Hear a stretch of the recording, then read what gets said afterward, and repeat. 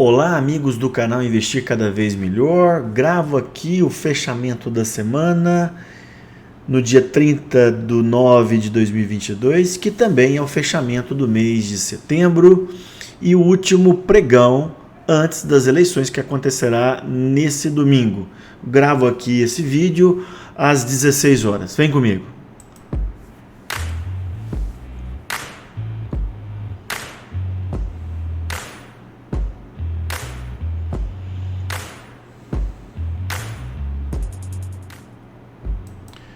Bom, então vamos lá.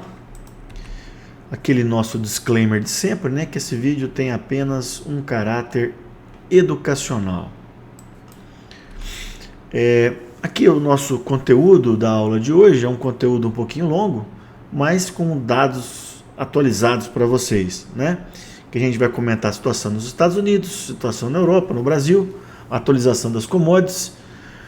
Infelizmente, as bolsas americanas voltaram para o bear market, que era uma possibilidade que a gente tinha aventado. Dólar, o Ibov por aqui perdeu 108 mil pontos. Quais serão os nossos próximos passos? E eu vou analisar a situação econômica no Brasil e essa véspera das eleições. Bom, então o primeiro tema, pessoal, é o aumento de juros do Fed na semana passada com um discurso mais duro, né? Derrubou as bolsas americanas na semana passada e também nessa semana. E aí, claramente, a gente voltou para um bear market que eu vou comentar com vocês, né? Então, na semana passada, a gente tinha traçado essas linhas azuis, que eram os fundos recentes que a gente não poderia perder, porque se a gente tivesse perdido, a gente voltaria para a tendência de baixa, né? Então, isso aqui foi na semana passada, a gente fez um rompimento. Só que no finalzinho do pregão da sexta passada, houve uma entrada de pressão compradora. E eu até comentei que poderia ser um falso rompimento. Porém não, né? Claramente, aqui no gráfico semanal da semana passada, a gente estava nessa zona de suporte importante, na média de 200 períodos, em cima aqui do topo do pré-Covid. Porém, essa semana, claramente, a gente perdeu o suporte. Né? Isso já ficou bem claro, né? Obviamente, quando a gente perde o suporte, a gente não sabe quando será um novo fundo, tá? Eu até fiz uma projeção aqui para vocês de Fibonacci, que a próxima projeção de Fibonacci estaria em torno de 27 mil. Lembrando que hoje a gente está perdendo 29 mil pontos no Dow Jones. Então, claramente, né, nós voltamos para a tendência de baixa que iniciou em janeiro desse ano, no Dow Jones, né? Topos e fundos descendentes, tá? E aquela alta que começou em junho, nada mais foi que um bear market rally, né? Que é uma pancada de alta, uma alta até expressiva, porém ainda dentro de um bear market. Venho comentando com vocês desde janeiro que o assunto principal do ano seria realmente a inflação nos Estados Unidos e no mundo. E não deu outra, né? Isso, pessoal, eu acrescentei esse slide agora nessa aula para vocês entenderem um pouquinho o porquê dessa inflação, né? Então, sempre o aumento dos preços, ele basicamente um equilíbrio entre oferta e demanda. Então, o que aconteceu? De uma maneira muito resumida, né? A pandemia, com o lockdown, tudo que nós sabemos de 2020, afetou praticamente todas as cadeias produtivas. Os bancos centrais jogaram os juros lá embaixo, deram dinheiro para a população para passar aquele período de crise sanitária. E o que aconteceu? Inflação. Não só no Brasil, como também nos Estados Unidos e na Europa. No mundo, não, como um todo. Bom, no pós-pandemia, né, principalmente agora final de 2021 e 2022, o que aconteceu? As pessoas voltaram a trabalhar, voltaram a viajar, voltaram a fazer suas coisas normais. Houve uma maior demanda dos vários produtos, né? E isso com a menor oferta, porque as cadeias foram afetadas. O que aconteceu? Inflação. O presidente do Fed nos Estados Unidos ano passado, ele falou que a inflação era transitória, por isso que não precisava subir muita taxa de juros. Porém, essa demora na subida da taxa de juros, a inflação ficou mais alta, mais difícil de ser combatida e a gente está aí, né, com inflação alta e agora com inflação alta e com juros altos. Então, em junho de 2022, nós fizemos o pico da inflação nos Estados Unidos. A gente sabe que é o pico porque já estamos há 4, 5 meses depois disso. No mês antecedente tinha sido 8,6 e depois ela caiu para 8,5, tá? Em agosto, referente a julho, né? Então aqui, ó, claramente a gente fez um pico da inflação nos Estados Unidos. Então, Marcelo, lá a inflação está tranquila? Não. A gente fez o pico, porém a inflação está num patamar alto e possivelmente vai ficar alta por algum tempo, que eu vou mostrar para vocês. Coisa que o Larry Willis acertou na mosca, né? Ele falou que no meados desse ano a gente teria o pico da inflação. Todavia, pessoal, essa inflação nos Estados Unidos ela está persistente e mais difícil de ser combatida. Na divulgação do CPI nos Estados Unidos, que é o principal índice de inflação por lá, né, o núcleo da inflação, que são aqueles produtos, aqueles serviços que são menos voláteis, né, ele veio acima do previsto pelo mercado. Tá? E aí, o que aconteceu? As bolsas caíram fortemente naquele dia. Tá? Tiveram a maior queda em 2 anos. Ok? Só que lá, ó, 8,3, a gente viu que o pico foi em 9,1. Então o pico aconteceu, mas a inflação está em nível alto e difícil de ser combatida. Bom, no dia de hoje, saiu um outro índice americano, o PCI, né, que também mostrou um nível elevado. Né, apesar de uma porcentagem um pouquinho menor do que a de agosto, ainda veio alto. Então, isso significa, pessoal, que a gente fez o pico aqui também no PCI, porém, a inflação nos Estados Unidos está em alta. Né? O que aconteceu? Os juros de 10 anos negociado em bolsa, né, bateu acima de 4%. Coisa que a gente vem falando, né, desde que você estava em torno de 1,70, 1,80. E eu lembro que eu fiz alguns vídeos que algumas pessoas acreditavam que isso poderia ser acima de 5%. Recuou agora nesses últimos 2 dias e fechou em 3,76. Na verdade, esse juro negociado em bolsa, ele é um reflexo do aumento de juros no Fed, né? Semana passada aumentou em 0,75 e foi para esse range aqui de 3 a 3,25. No Brasil, a gente vai comentar depois, a taxa foi mantida. Né? E logo depois que saiu o CPI nos Estados Unidos, no dia 13, no dia 15, o Rei Dalio comentou, possivelmente os juros nos Estados Unidos vão para 4,5 a 5, olha aqui, ainda tem algum espaço para subir, e ele comentou, ó, as bolsas ainda podem cair 20%. No dia que ele falou, a bolsa estava mais ou menos 3.900, 4.000, a gente já viu que desses 20%, 10% já caiu. Tá? Bom, eu recuperei esse estudo que eu mostrei para vocês, que foi um estudo feito no Goldman Sachs e apresentado num relatório da Empíricos, ele comentando, né, ele fez aqui alguns cenários e comentando que o S&P poderia chegar até 3.100, 3.150 por uma questão de valuation. Né? Nessa semana eu vi um outro relatório. Esse aqui é um dos maiores especialistas, né, o Dom Madaran, em valuation de Nova York. Ele fez um estudo, né, e colocou que hoje o valor justo do S&P seria em torno de 3.500. Lembrando que o S&P está sendo negociado agora a 3.600. Então a gente vê que a gente está muito próximo desse piso comentado com ele. Na verdade, quando a gente faz um valuation, isso é apenas um parâmetro, né? Porque não dá para a gente saber. O importante é, será que a gente ainda vai cair mais 10%, segundo a opinião do Ray Dalio, segundo esse estudo do Goldman Sachs, ou a gente vai parar por aqui? Não dá para saber. Na minha cabeça, e eu vou mostrar para vocês depois nos gráficos, que eu acho que a Bolsa Americana atingiu um ponto interessante para a gente já começar a fazer algumas comprinhas, sem exagerar, sem acabar com o nosso caixa. Tá? Vocês vão ver que em vários vídeos por aí, em relatórios, que tem algumas pessoas que estão extremamente pessimistas, que acham que esse índice ainda pode cair bem mais. Tá? E o problema agora é que a maior preocupação do mercado passa a ser a recessão. Porque o aumento de juros para combater a inflação vai levar a uma recessão nos Estados Unidos. E a recessão nos Estados Unidos, pessoal, ela acaba alterando o valuation das empresas por dois motivos. Primeiro, o próprio aumento dos juros, quando você vai fazer um valor de uma empresa, você traz os lucros futuros ao presente, descontada pela taxa de juros. Então, se a gente desconta pela taxa de juros futuros, quanto maior a taxa de juros, menor o valuation.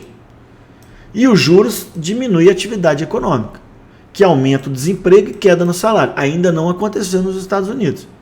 Menor consumo das famílias, menos venda das empresas e menos lucro, menor valuation. Então, perceba que os ativos, as ações na bolsa, elas sofrem duplamente pelo aumento de juros, pelo valuation direto, né, e também pelo menor lucro futuro. E uma coisa que eu venho comentando com vocês, pessoal, desde final de abril, né, que, segundo o Larry Williams, a recessão sempre vem quando os juros começam a cair. O Banco Central vai, aumenta. No que ele fala assim, opa, eu aumentei demais, agora depois eu vou diminuir. Daí que vem a recessão, que é essa linhazinha em cinza. E assim foi nos últimos das quatro recessões nos Estados Unidos. Então, a recessão, ela deve vir, mas vai só acontecer no ano que vem, porque ainda o desemprego nos Estados Unidos está muito baixo. Ok? Bom, e outra coisa também que tem pressionado os mercados é que várias pessoas do Fed, né, falam que a possibilidade de recessão não vai impedir a elevação de juros nos Estados Unidos. Então, o discurso por lá está bem duro mesmo. Eles vão combater a inflação. E é o que eu acho que já deveria ter sido feito já desde o ano passado, né? Coisa que o Brasil, nesse caso, foi um exemplo, né? Nós começamos o combate à inflação muito antes dos Estados Unidos e por isso, aqui no Brasil, a gente vai ver em breve, nós já atingimos o pico da Selic. Bom, antes de falar do Brasil, vou comentar rapidamente sobre a Europa, né? A Europa, além de todos os problemas comentados nos Estados Unidos, né, o conflito no leste europeu está levando a uma crise energética sem precedentes. Então já tinha elevado as commodities, né? E agora a crise energética. E basicamente, pessoal, essa charge é muito interessante, mostrando, ela faz um resumo muito interessante. O Ocidente começou a fazer um monte de sanções contra a Rússia, né? E isso, a Rússia como grande fornecedora de óleo, gás natural, além de fertilizantes e outros produtos, né? O que aconteceu? Vai provocar essa grande crise de energia na Europa. Aliás, já está acontecendo, que será bem agravada no inverno europeu, que vai começar agora, já no próximo mês. Ok? Inflação por lá muito alta. Risco de recessão na Europa, segundo analistas, ela é bem maior que nos Estados Unidos. E lá, pessoal, no Brasil a gente já está no fim do aumento da taxa de juros. Nos Estados Unidos a gente está no meio do caminho, acabei de mostrar para vocês. E lá na Europa, agora que eles estão começando a subir os juros. Agora que estão começando os juros. Subiram muito tardiamente, né? A nova primeira-ministra no Reino Unido, né? Ela lançou novas medidas econômicas, o que derrubou ainda mais a Libra em relação ao dólar. Pessoal, até pouco tempo atrás, uma Libra varia 1,43 dólares. Hoje já está 1,10 e alguns acreditam que pode ter paridade em virtude desse novo plano econômico da primeira-ministra na Inglaterra. E o outro grande problema que eu venho mostrando para vocês, pessoal, é a questão da carga tributária, né? Enquanto nos Estados Unidos a carga tributária ainda ela é muito baixa perto da Europa. Na Europa mais de 40%, nos Estados Unidos 26%. Então, o governo americano ele tem uma margem de manobra maior do que a Europa como se. Então, assim, a situação nos Estados Unidos é ruim, na Europa é pior ainda, né, do ponto de vista econômico e mais o conflito que está do lado deles, né?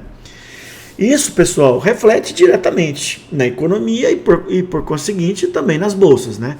Eu fiz um comparativo aqui para vocês. O EWZ é um ETF Brasil negociado em Nova York. Ele, no último ano, nos últimos 12 meses, ele caiu 7%. Dow Jones caiu 14%. O S&P 15%. O DAX, que é o índice de ações na Alemanha, caiu 36%, praticamente 36%. Então isso é para mostrar que a economia de um país anda junto com a Bolsa de Valores.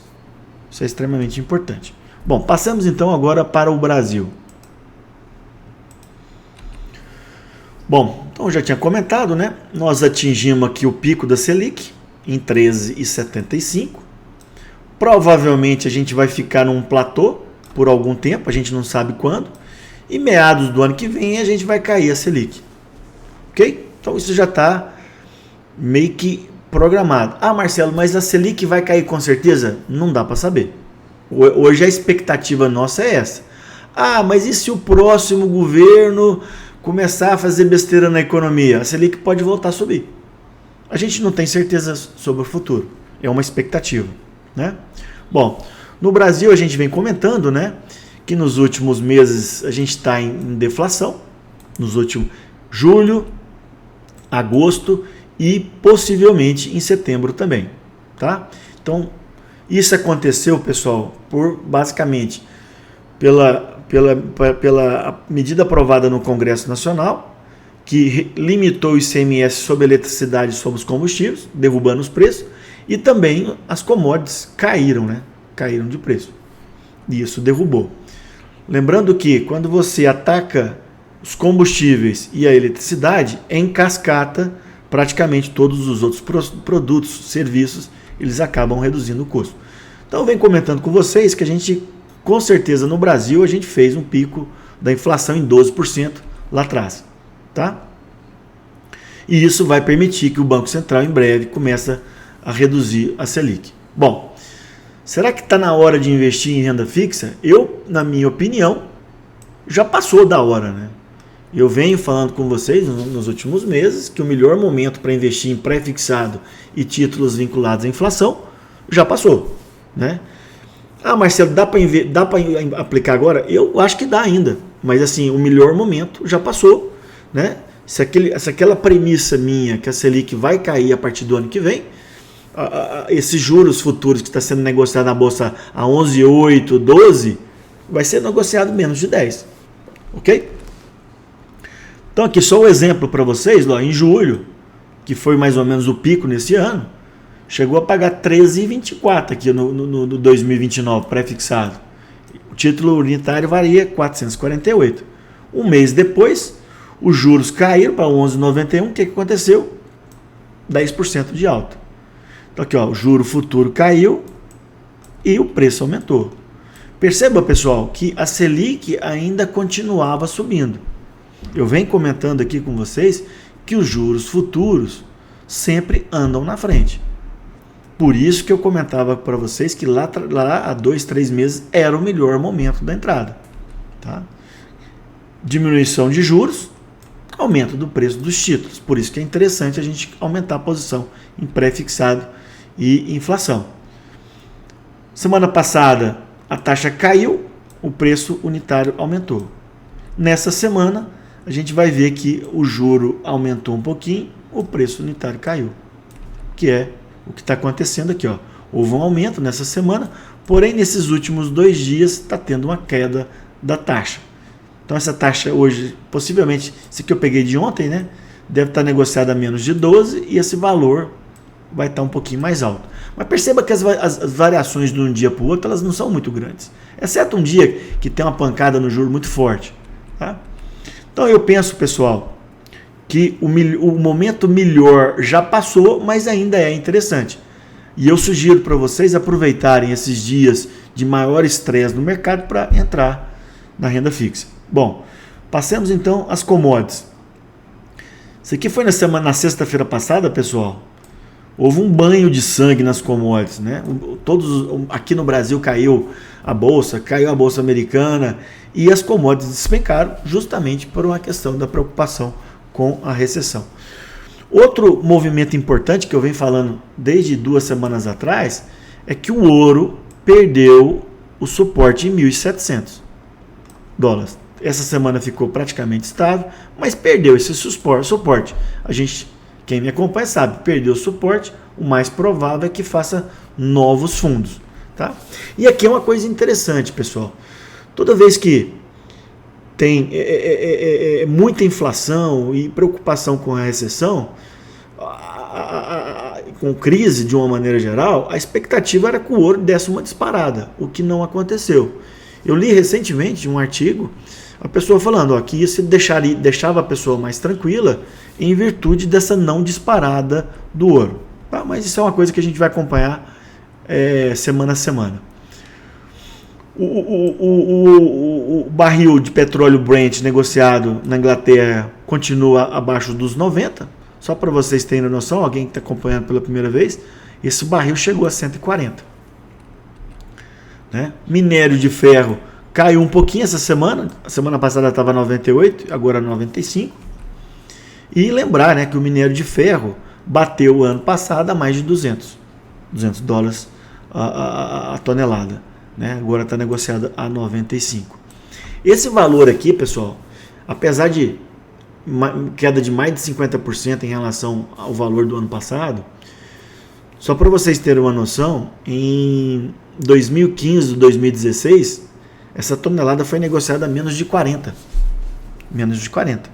Então é assim, por exemplo, para Vale, né?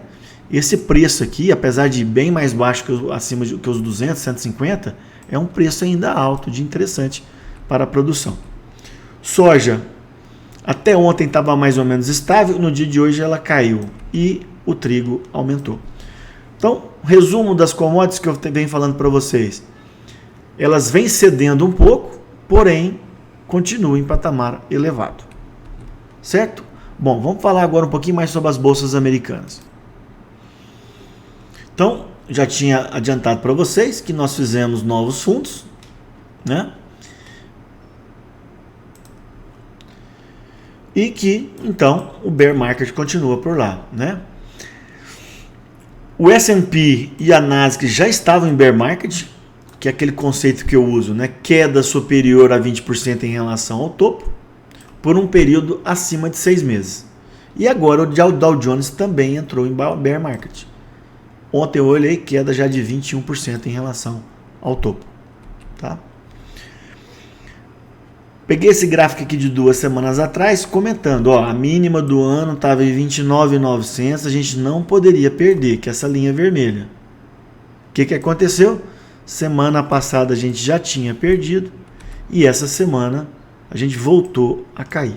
Então fica claro que o Dow Jones voltou para a tendência de baixo e agora está, teoricamente, em bear market.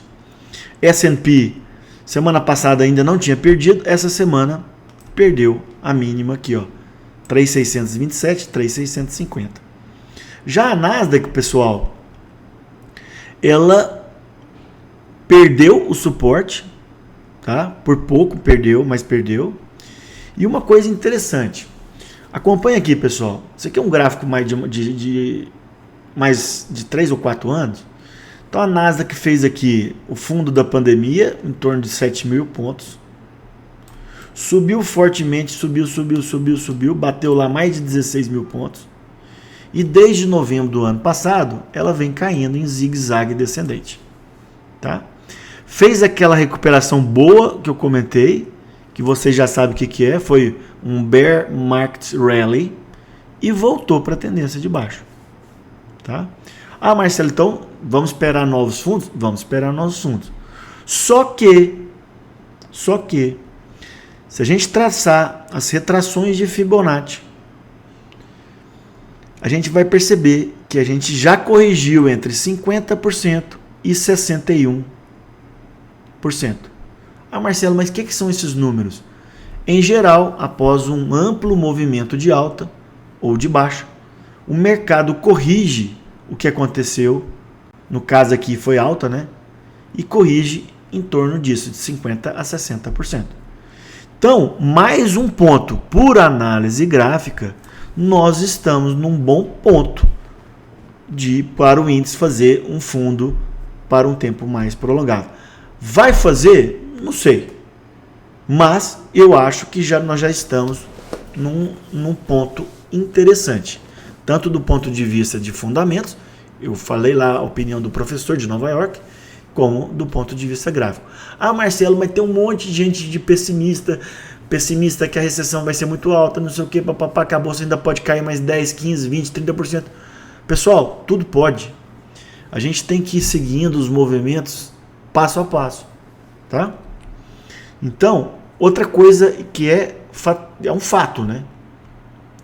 Se no começo da correção a Nasdaq, que é a bolsa de tecnologia, e o S&P estavam apanhando mais, agora quem está apanhando mais é o Dow Jones, que é a economia mais tradicional. Então o mercado deixou mais de lado a preocupação com juros e agora está preocupado com a recessão. Tá? Bom, Larry Willis lançou um relatório em junho falando que o mercado tinha feito o fundo, e ele realmente acertou, mas na opinião dele seria o fundo do ano, coisa que ele errou, né? Outra previsão não confirmada do Larry Williams, que ele achava que no final de agosto, comecinho de setembro, a gente teria um fundo, coisa que não aconteceu. E outra previsão que ele falava em relatório que provavelmente o S&P terminaria o ano acima do preço de fechamento do ano passado. Então a gente fecharia acima de 4.800 hoje, final de setembro, que é uma coisa bem improvável. Então a gente precisa colocar na cabeça, pessoal, que previsão é uma expectativa. Mesmo os caras acima da média, que acertam muito no mercado, eles erram. Então, quiçá nós, né? Então, assim, a gente tem que basear nos fatos, né? O que é fato que eu acabei de mostrar? Que o Dow Jones está tendo um desempenho pior do que as outras duas bolsas americanas. Que a Europa está tendo um desempenho pior do que as bolsas americanas. E eu vou mostrar em breve que o Brasil está tendo um desempenho recente melhor do que as bolsas lá fora. Tá? Bom, maio, junho eu falei que a gente estava diante de uma oportunidade no mercado americano. Há 2 semanas eu coloquei, e agora? Está numa oportunidade ou não? Eu coloquei uma dúvida para vocês. E eu tenho comentado com vocês, sem dúvida, né? O mercado americano perdeu força que estava nos últimos, que começou ali em junho, né? Então ele virou para baixa e a gente tem que ter mais cuidado. O grande problema, pessoal, nós estamos hoje, vamos colocar o S&P, nós estamos hoje a 3.600. Ele pode cair aquele 3.150 que bate com o relatório do Goldman Sachs, como também a opinião do Ray Dalio. Pode parar ali no da Modaran, que ele falou, e também na projeção de Fibonacci que eu coloquei. A questão, alguns vão defender que vai cair mais, outros vão defender que está num bom ponto de compra. Eu, particularmente, pessoal, eu tenho essa característica. Eu prefiro 1000 vezes comprar no mercado que a gente está hoje do que pagar muito caro no futuro. Quando o mercado fez aquele rally lá e bateu 4.200, eu não falei, não é hora de comprar, é hora já de realizar parcialmente os lucros, né, de quem tinha comprado lá em junho. Agora é a mesma coisa, eu vejo, sinceridade, nós estamos num momento desfavorável, mas a gente tem que ser contestador, né? Então eu vejo que a gente pode estar fazendo um fundo aí em torno de 3.500 e 3.600. Como existe a possibilidade de cair mais, você vai fazer novos aportes, mas sem pegar pesado, vai aos poucos. Então assim, curto prazo muito desafiador nas bolsas americanas, mas no longo prazo eu vejo grandes oportunidades. Mas é preciso ser seletivo, sem exagerar, compre aos poucos e mantenha seu caixa. Porque às vezes você vai comprar daqui 2, 3 meses até mais barato. Certo? Bom, dólar no Brasil e dólar index. O dólar no Brasil essa semana subiu um pouquinho, né? Aí tá trabalhando ali na casa dos 5,40, né? Eu tinha comentado com vocês, né, que o dólar perto de 5,50 estava mais para venda, perto de R$5 mais para o lado da compra, né? Aqui nós estamos mais perto dos 5,50. Eu particularmente não estou agora no mercado futuro, eu não estou nem comprado e nem vendido. Nós temos a eleição agora, né? Mas parece que o mercado já precificou o possível resultado da eleição, que deve ir para o segundo turno. A gente não sabe, mas é possível que vá para o segundo turno. Então eu zerei porque esse 5,50 seria o meu teto, né? Se eu tivesse preocupado com as eleições, eu teria comprado, porque eu poderia esse dólar dar uma esticada. Dólar, a gente não dá para ter o controle. Se os outros ativos a gente não tem o controle, muito menos o dólar. Em contrapartida, pessoal, o dólar lá fora, que é o dólar index, frente a várias moedas, ele está forte. Ele adquiriu a paridade com o euro e eu já mostrei para vocês, né? A Libra despencou. Será que nós vamos ter paridade com a Libra também? Esse gráfico aqui é recente que eu peguei, olha lá. O dólar index bateu mais de 114 essa semana. Hoje está trabalhando, deu uma recuada, trabalhando em torno de 112. Então vem mostrando para vocês, desde que o dólar index estava abaixo de R$100, eu falava, olha, se a gente superar o 100, vai buscar o 104, superando o 104, vai buscar o 120, que é a máxima de 20 anos. E nós já chegamos a 114. E eu ainda, graficamente, não vejo o dólar index perder força. Tá? Bom, voltando aqui para a comparação entre o dólar e o real, listo para vocês, quem acompanha já há várias semanas, né? Fatores para alta e fatores para queda. E aí tem esse balanço, né? Fatores para alta, aumento de juros nos Estados Unidos, briga dólar para lá. Aumento do dólar index, acabei de mostrar. Cenário político e fiscal, pressiona o dólar. Por outro lado, esses aqui são os fatores de queda, né? Então eu acho que a gente tem que ter uma composição de dólar na nossa carteira. Eu gravei uma aula interessante sobre rebalanceamento essa semana, né? Só que no mercado futuro, em virtude de estar próximo de 5,50, eu optei por aquele ajuste que eu faço no curto prazo a ficar neutro, tá? Bom, então vamos mostrar aqui a situação do Ibov. A gente vai ver que essa semana o Ibov perdeu os 108 mil pontos, tá? Então eu venho mostrando para vocês que o Ibovespa, desde aqui meados de agosto, estava travado entre 108 e 114. Nós tínhamos tocado lá o 114 3 vezes e aqui estava tocando a terceira vez. Isso aqui na semana retrasada. No que tocou, voltamos a subir. Fomos lá pela quarta vez tentar e não rompeu. Inclusive, esse candle aqui, eu comentei na semana passada, que eu achava que na sexta passada a gente iria romper o 114, mas não. Sentiu de novo a resistência e caímos fortemente. O que aconteceu? Na semana passada, houve uma recuperaçãozinha no final do pregão. Eu falei, pessoal, talvez isso mostre que a gente vai começar a semana que vem em alta, né?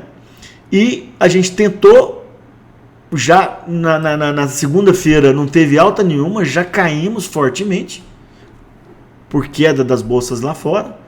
Caímos na segunda, caímos na terça, na quarta-feira a gente ficou em cima do suporte. Ontem nós perdemos os 108 mil pontos. Só que é engraçado, pessoal, que ontem deixou esse candle aqui, que é um candle altista em cima daquele suporte perdido. Falso rompimento, pessoal? A gente está na dúvida. E hoje, para minha surpresa, o mercado subiu fortemente, né? Ainda não fechou, mas até há pouco tempo estava subindo 2%, totalmente descolado das bolsas americanas. Queria comentar com vocês uma coisa de análise gráfica. Essa linha tracejada aqui chama as bandas de Bollinger. O que acontece? É um desvio padrão sobre a linha, sobre uma média móvel que é central. Toda vez que essas bandas se aproximam, pessoal, todas as vezes, como aconteceu aqui, quando elas abrem, a bolsa faz um movimento importante. Então a gente está muito perto de um movimento importante no Ibovespa. Esse é o lado que o gráfico está mostrando, que nós vamos ter um movimento importante. Só que a gente não sabe se é para baixo ou se é para cima. Tá? Outra coisa que eu aprendi na análise técnica, que é o seguinte: quando o mercado tenta romper esse suporte em 108 mil e não perde e volta, às vezes é o combustível extra que ele precisava para romper os 114.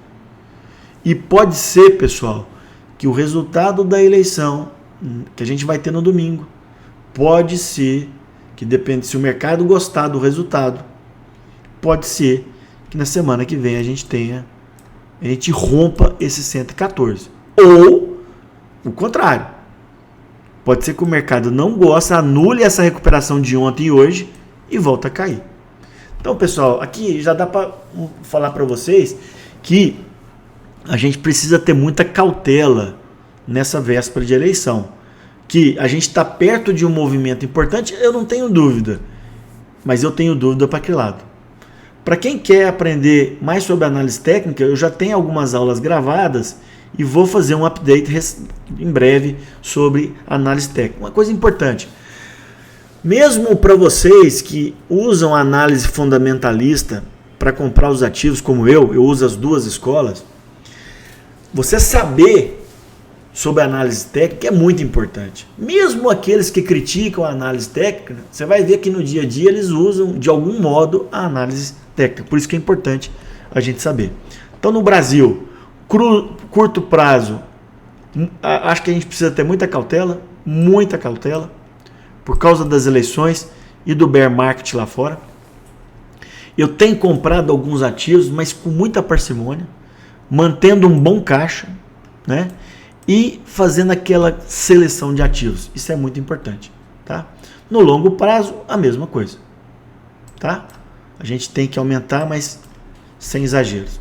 Bom, para finalizar, eu vou passar rapidamente sobre a situação econômica no Brasil. Eu tenho gravado vários vídeos sobre isso e as eleições.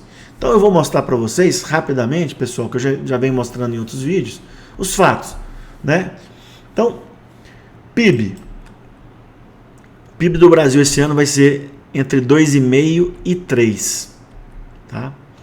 Muito acima das previsões no início do ano, muito acima, tá? Inclusive o Itaú acha que a gente deve ter um aumento do PIB se o próximo presidente tiver uma preocupação fiscal, ok? Desemprego, hoje nós tivemos mais uma divulgação de desemprego, era 9,1, caiu para 8,9. Nós chegamos a bater, pessoal, quase 15%. Então, a inflação está cedendo, a taxa de juros vai cair, o PIB quase 3%, previsão de alta para o ano que vem, a previsão é agora, né? Depende de outros fatores, e taxa de desemprego lá embaixo. Inflação eu comentei, e também a Selic. Outra coisa importante, pessoal, é que o governo federal aumentou a arrecadação, tanto pelo crescimento do PIB como da inflação, né? Acaba aumentando a arrecadação. E se a dívida bruta em relação ao PIB poderia chegar a mais de 90% a 100%, nós vamos fechar 2022 a 80%. Obviamente, pessoal, a gente está num nível interessante, mas o próximo governo vai precisar fazer as reformas, principalmente a tributária e a administrativa. E no Brasil, né, pessoal, a gente não vai ter a crise energética que tem na Europa. Outra coisa muito importante, pessoal, é o otimismo que eu tenho visto entre analistas e gestores sobre o Brasil. Não sobre o mercado lá fora, sobre o Brasil. Isso é muito importante. Vou comentar agora com vocês sobre dois ciclos que o Howard Marks, ele é um crítico do Market Time, e ele fala muito que a gente tem que aprender a identificar os ciclos econômicos e o ciclo dos ativos. Leiam esse livro, pessoal, muito bom, muito bom. Então tá. Então, nós sabemos que a Bolsa Brasileira está ligada às commodities e as bolsas americanas, principalmente a Nasdaq, que está muito ligada à tecnologia. Então, por exemplo, na década de 2000, commodities subiu, Brasil subiu forte, tecnologia caíram, após a bolha das .com. Essa década, a década de 2010 a 2020, as techs subiram, bolsas americanas subiram. Commodities em baixa, bolsa brasileira caiu. Agora a gente viu que as ações de tecnologia estão caindo e as commodities estão em alta. Então isso deve, em termos de ciclos econômicos de longo prazo, deve favorecer o Brasil, né? Então só para mostrar aqui para vocês, o Dow Jones da crise de 2008 ao topo de 2022, janeiro de 2022, subiu 400%, enquanto o Brasil subiu pouco mais de 50%. Tá? Então isso aqui, esse decoupling, né, é o descolamento, é a dissociação que existe entre as bolsas. Né? Eu peguei aqui, ó, de 2007 para cá, o Dow Jones subiu, o S&P subiu 226%, o Dow Jones 199% e a Bolsa Brasileira caiu, aqui pelo EWZ, que é o ETF que eu já comentei com vocês. Bom, só que agora, pessoal, a gente está tendo a dissociação ao contrário. Peguei aqui no último ano, nos últimos 12 meses, Bolsa Brasileira caiu 4%, o ETF Brasil caiu 12% por questão do dólar. E aqui o S&P caiu 14%. E em 6 meses, Marcelo, Bovespa caiu 1,5% e o S&P 11%. Marcelo, e agora, no último mês? Bovespa 3,8%, EWZ menos 6%, o S&P menos 10%. Tá? Peguei aqui ontem, ó, pessoal, fiz uma atualização disso, no dia de ontem. Bolsa Brasileira, porque essa semana caiu mais, né? Bolsa Brasileira quase 5%, Dow Jones 9%, S&P 10%, EWZ menos 11% por uma questão de dólar, porque o EWZ é cotado em dólar. E hoje aqui, pessoal, olha aqui, ó, peguei no dia 30 agora, o mercado não está fechado, mas a Bolsa Brasileira estava subindo mais de 2% e as bolsas americanas caindo. Então, essa dissociação, esse decoupling, ele continua. Vai persistir? Eu não sei. Mas o fato é que nesse ano a Bolsa Brasileira está em um momento melhor que as bolsas americanas. E isso é explicado pelo momento da economia brasileira, que eu acabei de mostrar para vocês, que é um momento melhor do que de lá fora, né? Só que o grande problema, isso aqui, ó, a Inversa publicou no site da Antagonista, ó, o Brasil não é uma ilha. Se o mercado americano afundar mais, muito mais, coisa que eu não acredito, mas pode acontecer, o Brasil vai cair, né? Não tem jeito. Não tem jeito. Pode cair menos, mas vai cair, tá? Outra coisa em relação aos ciclos, pessoal. De 2002, 2003 a 2008, o Ibovespa subiu quase 800%. Então existe uma chance do Brasil, se o próximo presidente continuar numa política econômica adequada, o Brasil, nessa década, que está apenas começando, de ter um melhor desempenho em relação às bolsas americanas. Isso tem analistas, gestores falando nessa direção. Vai acontecer? Não dá para saber, mas é uma perspectiva, né? Tem até aquela frase do Roberto Campos, né, que o Brasil ele não perde a oportunidade de perder uma oportunidade. Será que nós vamos perder de novo a oportunidade de voltar a crescer forte? Porque o Brasil está barato, né, pessoal? Olha aqui, a relação preço-lucro, aqui que eu peguei da Levante, ó, em torno de 6, muito baixo, média histórica em torno de 11 a 12. Né? E o que pode afetar esse bom momento do Brasil é eleição, que a gente vai ter o primeiro turno agora domingo, o déficit fiscal, que é uma preocupação a partir do ano que vem, né? E a questão do mundo, né? É óbvio, o Brasil não é uma ilha e pode ser afetado pela questão do mundo. Volto a insistir, pessoal, qualquer um dos 4 candidatos que estão na frente das pesquisas, se ele tiver uma política econômica mais de centro, com preocupação fiscal, a gente está numa situação econômica que pode ser muito favorável para os próximos anos. Tá? Gravei essa aula falando sobre a minha opinião sobre as eleições. Essa é a grande preocupação, né, pessoal? Que se no Brasil a gente está numa situação boa, mesmo às vésperas de uma eleição, a situação lá fora não está boa. Eu mostrei para vocês que, na minha opinião, pode ser que a gente está perto de um novo fundo, mas eu mostrei para vocês também que outros analistas preveem ainda uma queda aí de 10 a 15% nos mercados lá fora. Tá? Bom,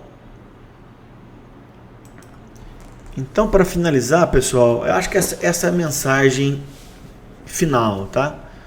O Brasil tem tudo para ser a bola da vez, tudo para ser a bola da vez, independente do resultado das eleições, tá? E se o mercado perceber que no resultado das eleições o próximo governo vai direcionar bem a economia, a gente tem tudo para ter uma alta expressiva dos ativos brasileiros, com queda de juros, com aumento do PIB, que favorece as empresas, e aumento da Bolsa de Valores. Só que como a gente não tem certeza disso, o ideal é que a gente faça a diversificação. Isso é imprescindível, tá? Para minimizar os riscos. Nada de apostar só numa direção. A gente tem que ter renda fixa, a gente tem que ter fundos imobiliários, a gente tem que ter bolsa de valores, a gente tem que ter ativos de proteção. Tá? Pessoal, mais um vídeo de 40 minutos, peço desculpa, né? Mas é porque tem muita coisa para falar. Eu vou lançar esse vídeo hoje mesmo, né? Geralmente eu lanço no domingo, para vocês aí digerirem antes da eleição. E a mensagem que eu tenho para vocês é que a gente acreditar que o Brasil pode melhorar, e é isso que a gente espera, né? Só que a gente vai ter que ir fazendo essas análises semana a semana para ver qual que é o direcionamento correto. Acabei de olhar agora se nesse finalzinho dos pregões ainda não fechou, mas a Bolsa Brasileira continua em alta, acima de 2%, e as bolsas americanas agora dando uma pesadinha, caíram um pouquinho mais, mas que não muda nada do que eu comentei com vocês, tá? Lá fora, bear market consolidado. Aqui, nós estamos brigando ali para ficar acima dos 108 mil pontos, brigando, e pode ser que a gente está prestes a um grande movimento na Bolsa de Valores. Ok, meus amigos? Deem um like, por favor, compartilhem, se inscrevam no canal e até uma próxima. Muito obrigado.